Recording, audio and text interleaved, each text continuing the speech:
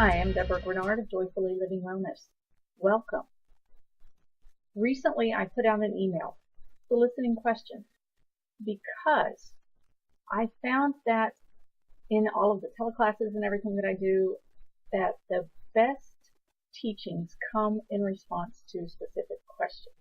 So rather than me trying to sit here and think about what you might want to hear, I decided to ask, what a concept. And I am so pleased with the response that I received. I want to thank you very much for your responses. And I'm very excited to start with question number 1 today. This is one of my favorite questions. The question is about boundary setting. There are so many things expected of me, so many people who need things from me, and sometimes I need things for myself. How do I set boundaries? I want to thank you very much for this question. One of my favorites. Again, I like to put a little bit of a reframe on pretty much everything. So with boundary setting, I want you to think about this. If you're walking around with boundaries, set boundaries all the way around you, think about what that looks like. Think about what that feels like, right? It's like building a wall all the way around you like a fortress. Okay, it can protect you, yes, protect you from things that you don't want to allow into that wall, but what is it doing to you? How do you feel walking around with a big wall around you protecting you? So instead, I like to think of boundaries in this way. Well, let me just respond to that. With a big wall around you, it can be isolating. It can be like a defensive pattern, like you're always holding this wall in place, and you got to keep this wall strong, right, to protect you. I like to think of boundaries this way. Think of a tree, a beautiful oak tree.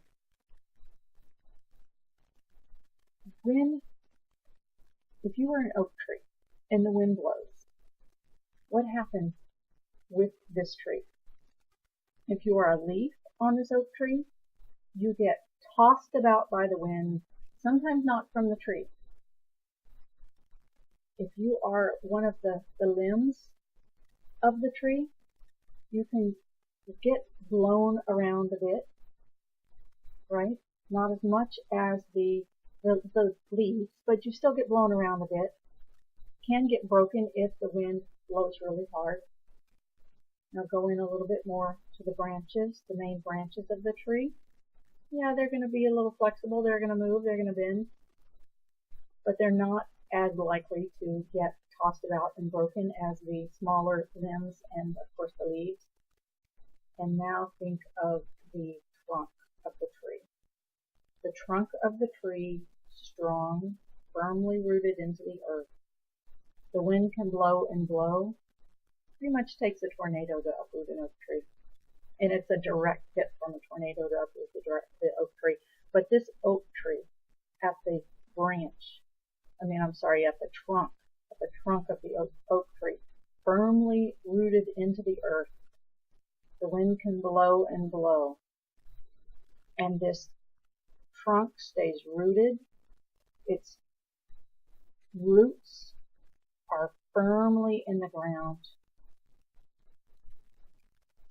drinking the nourishment from the earth, being strengthened by the rain, being strengthened by the weather. This trunk and these roots are not affected by the wind. Do these trunk and roots need a fence? Not really, no. Does it need to be defended, barricaded? Not really. This trunk and the roots, as they take the nourishment from the earth, as they stay firmly grounded, take the nourishment from the earth, it allows this tree to be strong and to stay strong and to grow stronger, bigger, taller, to produce more leaves, more shade. And in this sense, when this oak tree is strong and it grows bigger and fuller and provides more shade, then the people who are needing from this oak tree can come and take the shade and sit under this oak tree, lean against the oak tree, take the shade, feel the beauty and the life and the oxygen that's given off through these leaves without taking away from the tree, right? When you go sit under an oak tree, you're breathing the oxygen that the tree is putting off. You're leaning up against it, feeling its strength, feeling its groundedness. You're taking the shade. You're feeling the coolness of it. You're not taking from the tree. And the tree is not giving this shade to you from a place that depletes it from receiving nourishment and keeps it from receiving its nourishment. So it's a different take on boundary setting. This take is let yourself be the trunk and the roots of your being. When you feel yourself really getting tossed about by the things that are coming your way when the wind blows, rather than thinking of putting up a wall around you, bring yourself in. Bring yourself in. Be the trunk. Be the roots. Ground firmly into the earth. Take the nourishment from the earth, the sustenance from spirit, from source. Let your tree grow to be strong and expansive, and let people lean against your strength, take from your shade, but not from the core of who you are, or keep you from your sustenance. It's an energetic shift. It's actually a big difference. I was going to say it's a difference in the way that you manage your space. Now, I hope that's helped you with the concept of boundary setting.